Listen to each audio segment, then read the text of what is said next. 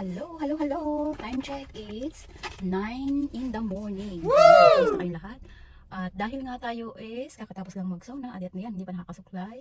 Ayun, ang ganda ng pakaramdam kapag after ng sauna and spa. O diba? Dahil nga winter pa dito sa New Zealand, kaya ayan, gusto ko talaga nagpupunta sa sauna and spa kapag ganitong winter. At least diba natatanggal yung mga lamig-lamig natin sa katawan.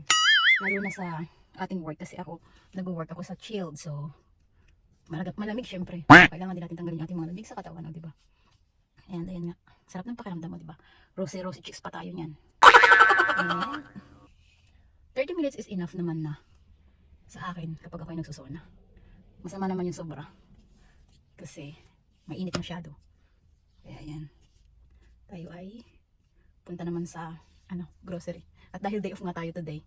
So yan yung chance ko kapag wala akong lakad, kapag day off is nakakapag-sauna ako. Ayan.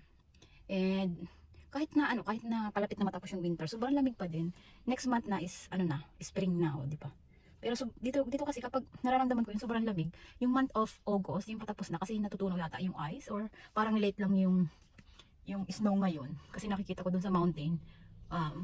Ngayon pa lang parang nag-i-start. Dati kasi July, pero late ngayon, ewan ko bakit. Dahil siguro sa climate change, kaya ganun. Kaya ayan, basa-basa pa ang ating kabuhukan. Ayan. And drive muna tayo. Sobrang dami kasing tao ngayon dito. Kaya dati kasi pag pumupunta ako Saturday.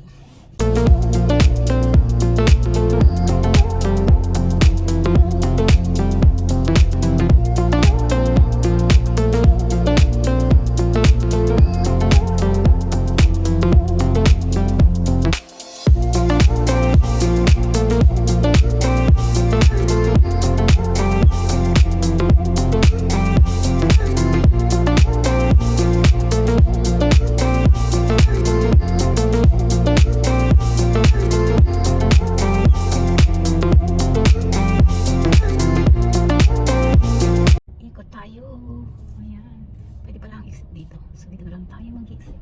Punta naman tayo ngayon sa sa grocery, di ba?